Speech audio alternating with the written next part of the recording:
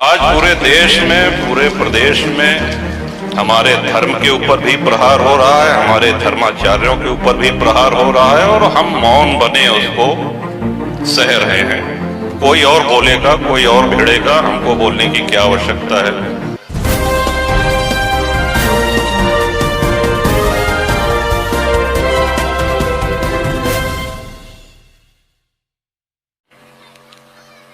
अतुल जी महाराज, आए हुए सभी संत चरण जो यहाँ उपस्थित हैं, विद्यमान हैं, हमारे सभी सम्मानित वरिष्ठ जन, माताएं,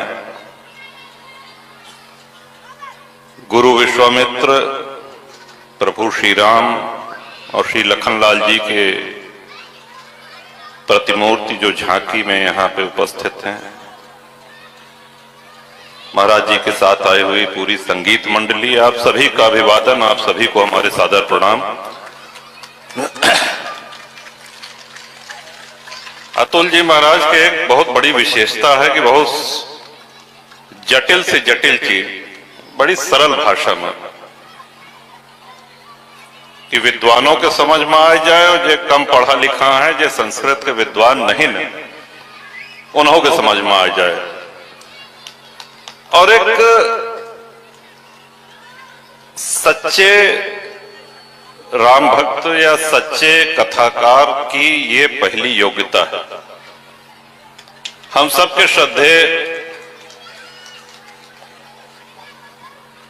गोस्वामी तुलसीदास जी महाराज संस्कृत के प्रकांड विद्वान थे।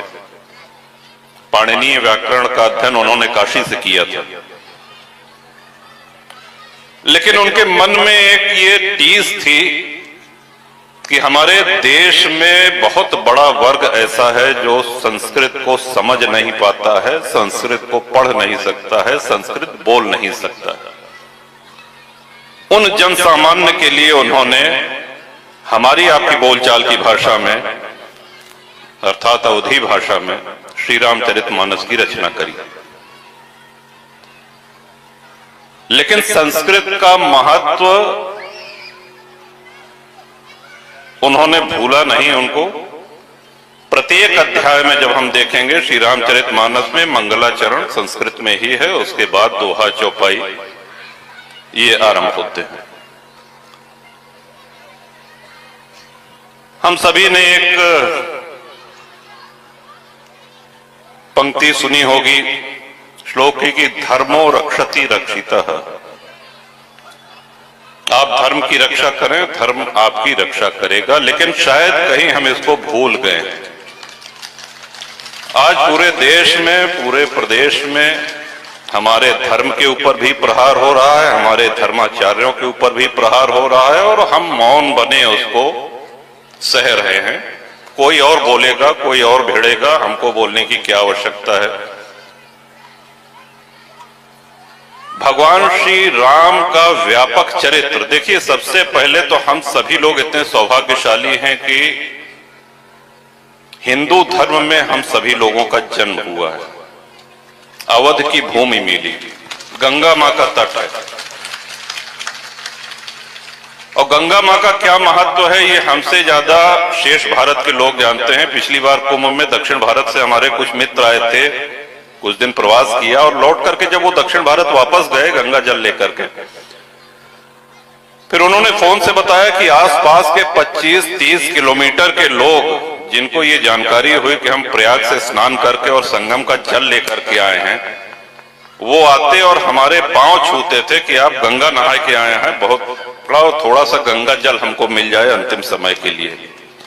तो पयस्वी गंगा मां तो हमारे बगल से बैठती हो। कई बार ऐसा भी होता है कि बहुत निकट जो वस्तु है उसकी हम कदर नहीं करते हैं। आज आत्ममंथन करने की आवश्यकता है।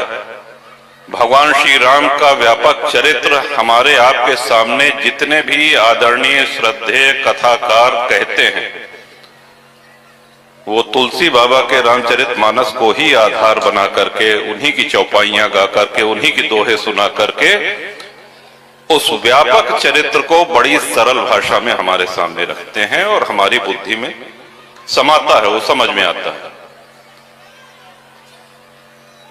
और जिन्होंने मानस का अध्ययन किया है, इतनी विनम्रता आप उत्तरकांड में देखें, बालकांड में देखें, आरंभ होते ही तुलसीदास जी महाराज ने सबसे क्षमा मांगी, यहां तक कि दुष्टों से भी क्षमा मांगी।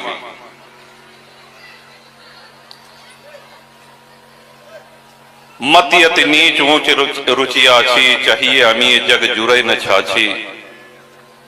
इतनी विनम्रता, मति हमारी बहुत थोड़ी है, रुचि बहुत ऊंची है, चाह अमृत पाने की है, लेकिन स्थिति मट्ठे भर की भी नहीं है।